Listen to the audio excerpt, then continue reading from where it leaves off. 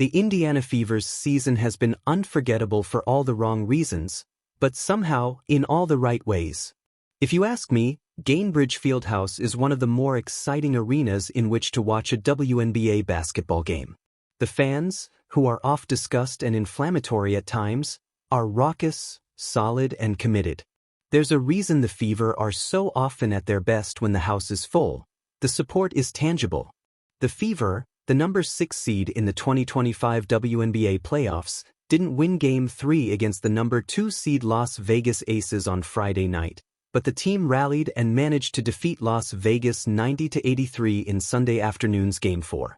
There will plenty of analyzing of what went wrong and what went right for both teams, but that's not what we're doing here. This is about what it feels like when you're down on the court, watching players warm up and realizing just how much taller Aliyah Boston is than you.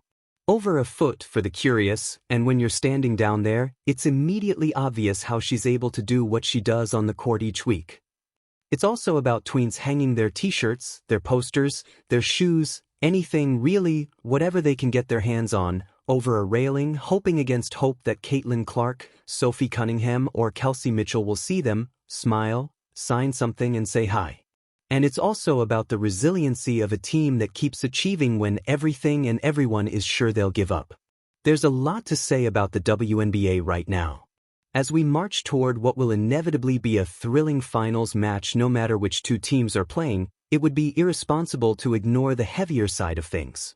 There's the looming CBA negotiations, which could derail 2 expansion drafts, free agency, and even the 2026 WNBA draft.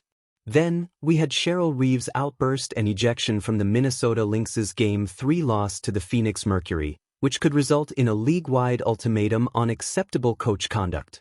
There also are necessary conversations surrounding officiating and injuries. All of this matters, and hopefully, all of it will be dealt with in the months to come. But right now, we're just going to talk about the Fever. Nearly every team was touched by injury and misfortune this season. But the Fever have been the team I followed the most closely, the team I spent the most time around, and the team that I'm writing about. If you weren't there, it's tough to describe just how confident and excited the team was while speaking to the media at the end of April. You could feel that this was their year. Sure, the Fever had a lot of new faces and people who were still getting used to seeing themselves in blue and red, but everyone was fully locked in and on board.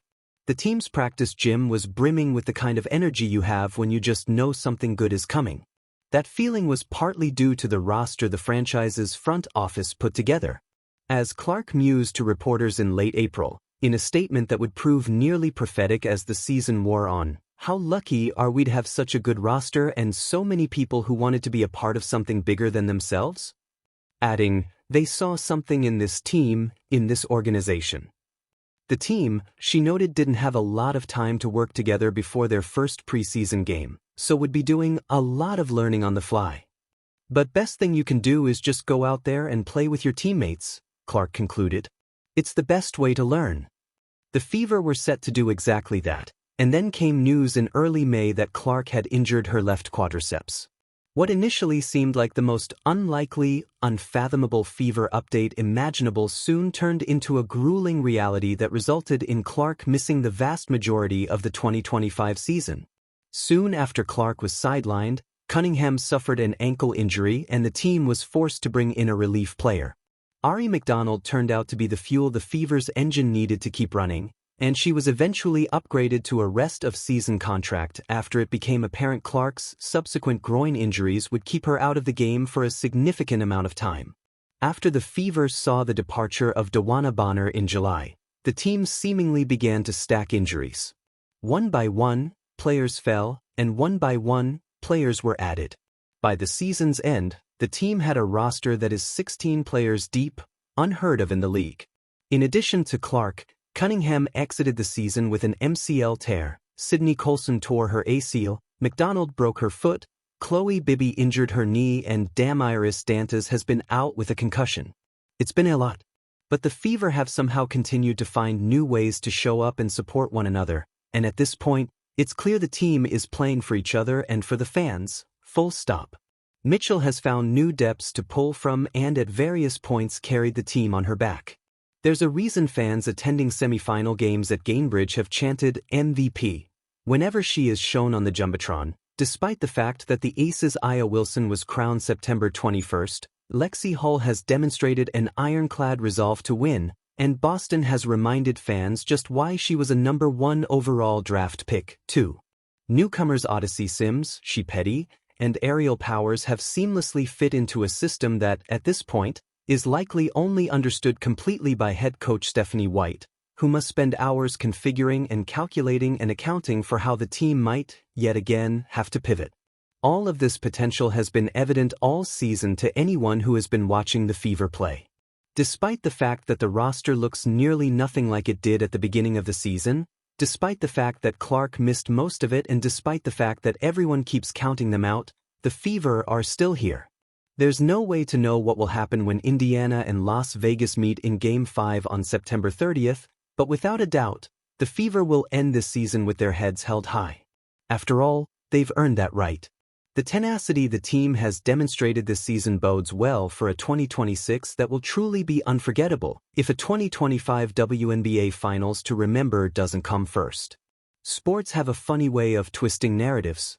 A season that looks like a mess on paper often turns into the foundation of something greater.